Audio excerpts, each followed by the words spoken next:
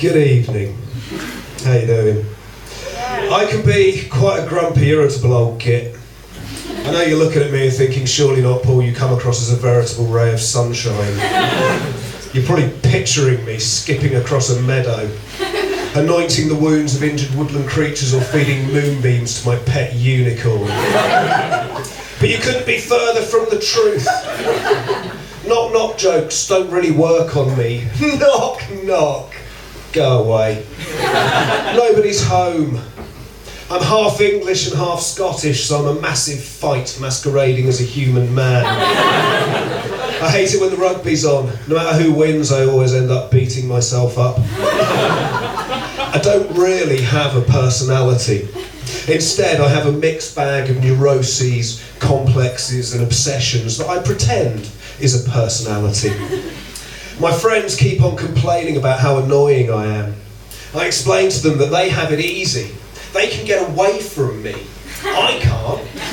No matter where I go, fuck me, there I am. I always manage to say the wrong thing at the wrong time. One of my ex-bosses once told me that he got rich from hard work. I asked him whose. Some days I only open my mouth so I can change feet. I've never really been any good at relationships. I used to have multiple personality disorder, but all my other personalities left me. You know you're an objectionable person when your own madness can't stand to be around you.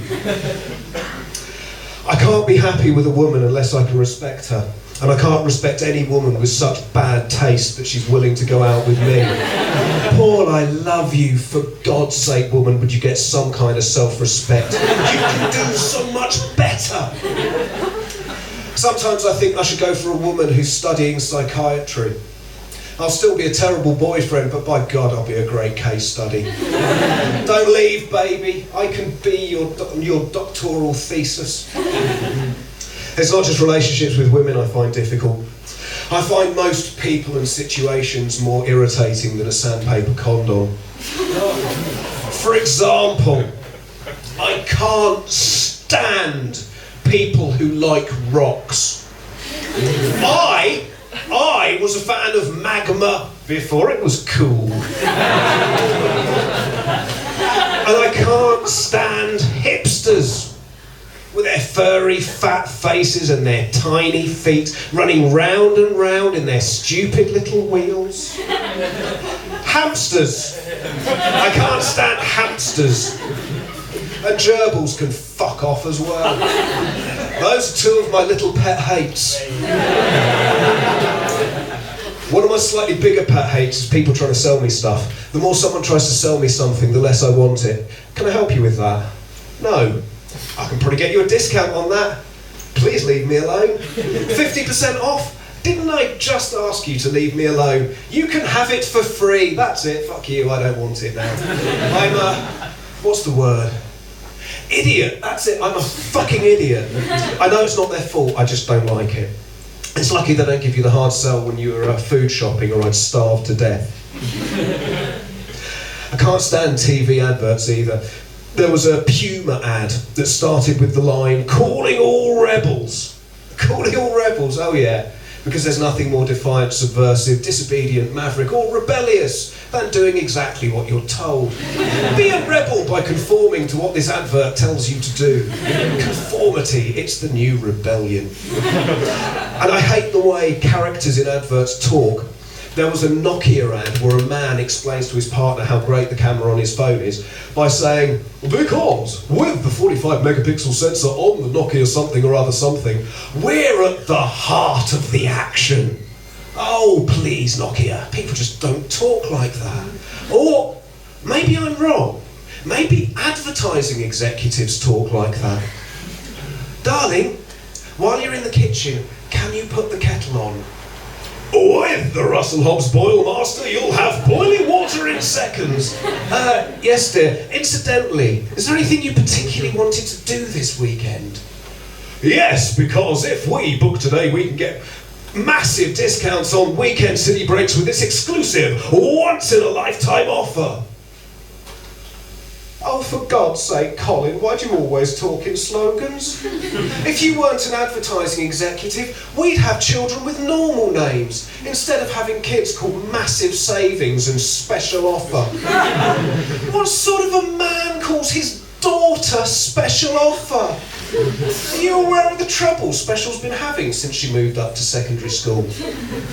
Another advert that really wound me up was an advert for an online casino called 24/7 Casino. In the ad, they made a huge deal about the fact that the website was online 24 hours a day, 7 days a week. Which is great. Because don't you just hate those websites that obey internet opening hours? Oh, damn it! I wanted to do some online gambling, but it's after 5:30, everything's shut. All online casinos are open 24 hours a day, 7 days a week. Most real casinos are open 24 hours a day, 7 days a week.